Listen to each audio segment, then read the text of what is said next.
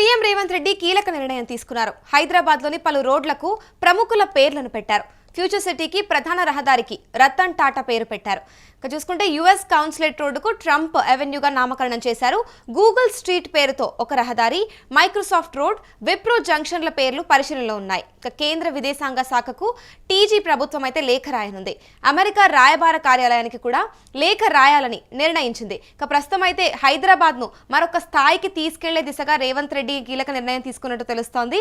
ఇక tech city brand విలువను పెంచేలా, అంతర్జాతీయ గుర్తింపును తీసుకొచ్చేలా కూడా పలు రహదారులకు ప్రముఖుల పేర్లు పెట్టి ప్రక్రియనైతే మొదలు పెట్టారు తెలంగాణ ప్రభుత్వం. ఇక ఫ్యూచర్ సిటీ, హైటెక్ సిటీ రోడ్ల పేర్లే కాదు, ఆ ప్రాంతం మొత్తం ఇమేజ్ నే మార్చే విధంగా కొత్త నామకరణాలు సిద్ధం చేస్తున్నారు అధికారులు. ఇక ప్రస్తుతం అయితే తెలంగాణ ముఖ్యమంత్రి రేవంత్ రెడ్డి ఇటీవలే తీసుకున్న ఈ నిర్ణయం అయితే రాష్ట్ర వ్యాప్తంగా చర్చనీయాంశంగా మారింది. హైదరాబాద్ ఇప్పటికే టెక్ హబ్. ఇక అంతర్జాతీయ కంపెనీలతో నిండిపోయిన ఈ ప్రాంతాన్ని ప్రపంచ స్థాయి గుర్తింపు తీసుకెళ్లేందుకే రహదారులకు గ్లోబల్ పేర్లు ఇవ్వాలని ప్రభుత్వం నిర్ణయించిందని తెలుస్తోంది. ఇక సాధారణంగా మన దగ్గర రోడ్లకు స్వాతంత్ర సమరయోధులు లేదా జాతీయ నాయకులు, స్థానిక ప్రముఖుల పేర్లు పెడుతూ ఉంటారు. కానీ ఈసారి మాత్రం సీఎం రేవంత్ తీసుకున్న నిర్ణయం కాస్త భిన్నంగా ఉందని, దేశానికి ఎవరైతే సేవ చేసిన ప్రముఖులు మాత్రమే కాదు, ప్రపంచానికి దోహదపడ్డ గ్లోబల్ ఐకాన్ల పేర్లు కూడా హైదరాబాద్లో చోటు ఇవ్వాలని నిర్ణయించారు. ఇక హైటెక్ సిటీ సమీపంలోని ఫ్యూచర్ సిటీ ప్రధాన రహదారికి భారత్ ఐకాన్ రతన్ టాటా పేరైతే పెట్టాలని ప్రభుత్వం నిర్ణయించింది.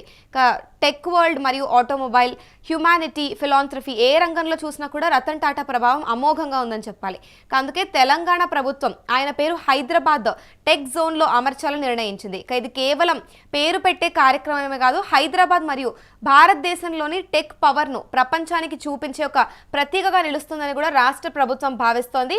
ఇటు చూస్తే హైదరాబాద్ వేదికగా గ్లోబల్ సమ్మిట్ నిర్వహణ కూడా అన్ని ఏర్పాట్లు పూర్తయిపోయాయి. ఇక మండే నుంచి అయితే ఫ్యూచర్ సిటీలో 2 రోజుల పాటు ఈ సదస్సు జరగనుంది. ఇక 44కి పైగా దేశాలు కూడా 154 మంది ప్రతినిధులతో హాజరుగానున్నారు. ఇక అంతర్జాతీయ పేరొందిన కంపెనీల నుంచి అనేక మంది ప్రతినిధులు కూడా ఈ సమ్మిట్లో అయితే పాల్గొనున్నారు. ఇక ఈ నేపథ్యంలోనే చూసుకుంటే ఆల్రెడీ ఇప్పుడు మనకు హైదరాబాద్ని మరొక స్థాయికి చేర్చే విధంగా రేవంత్ రెడ్డి కీలక నిర్ణయం తీసుకున్నారని తెలుస్తోంది. హైదరాబాద్లోని పలు రోడ్లకు ప్రముఖుల పేర్లు అయితే పెట్టారు. ఇటు ఫ్యూచర్ సిటీ ప్రధాన రహదారికి వచ్చేసి రతన్ టాటా పేరు పెట్టారు.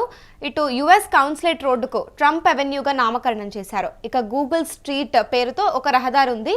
మైక్రోసాఫ్ట్ రోడ్, విప్రో జంక్షన్ల పేర్లనైతే ఇంకా పరిశీలనలో ఉంచారు. కేంద్ర విదేశాంగ శాఖకు తెలంగాణ ప్రభుత్వం లేఖ రాయనుందని కూడా సమాచారం అందింది. అమెరికా రాయబార కార్యాలయానికి కూడా లేఖ రాయాలని రేవంత్ రెడ్డి నిర్ణయం తీసుకున్నట్లుగా కూడా తెలుస్తుంది. ఇదంతా కూడా హైదరాబాద్ని విదేశాలకు కూడా అందేంత స్థాయిలో తీసుకెళ్లే దిశగా రేవంత్ రెడ్డి ఇట్లాంటి కీలక నిర్ణయం తీసుకున్నారని కూడా తెలుస్తోంది.